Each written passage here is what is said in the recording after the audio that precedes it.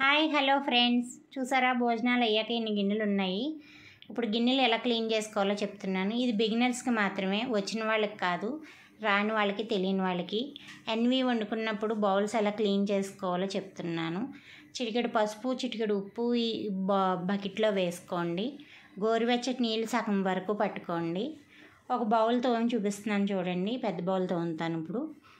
ఇలా క్లీన్గా నీట్గా ఉంటాయి. ఎందుకంటే ఫ్రెండ్స్, మనకి స్టార్ట్ అయ్యేది గిన్నెల దగ్గర నుంచే. ఒక వాటర్ తాగాలన్నా, భోజనం చేయాలన్నా, కూరలు వండినప్పుడు గరిటెలు గిన్నెలు అన్నీ కావాలన్నా హైజీనిక్గా ఉంటే మనకే మంచిది. ఇంట్లో వాళ్ళు కూడా ఆరోగ్యంగా ఉంటారు. చూడండి, ఇలాగా మన చెయ్యి కాలుతున్నట్టుగా ఉంటే చాలు వేడి నీళ్ళు. ఇలా ఉన్న వేడి నీటిలో ఇప్పుడు గిన్నె తోమి కడిగి చూపిస్తాను.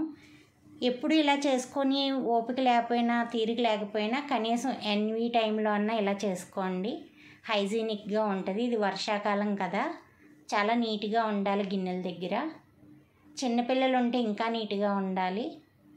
చూడండి, ఇగో ఇలా కడుక్కొని అది బార్లించుకోండి. అదే ఎండాకాలం అయితే బయట పెట్టుకుంటే అవే వెట్ అయిపోతాయి. ఈ నీళ్ళలో ఉన్న వలన మనం ఇలా క్లీన్ చేసి పెట్టుకుంటే ఏమీ స్మెల్ రావు, దోమలు రావు, ఏమీ రావు. మన ఆరోగ్యం మనమే కాపాడుకోవాలి. ఇలా చిన్న గ్లాసులు, స్పూన్లు అన్నీ లాస్ట్లో తోముకుని ఇలా వేడి నీటిలో వేసుకుని 5 మినిట్స్ వదిలేసాను. చూడండి ఎంత నీట్గా, ఎంత బాగున్నాయో.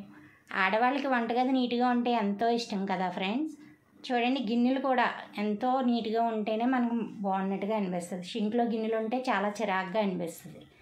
చూడండి ఎంత నీట్గా బాగా ఎలా మెరుస్తున్నాయి కొత్త గిన్నెల్లాగా. నేను డైలీ చేయను ఫ్రెండ్స్, వారానికి ఒకసారి చేస్తాను.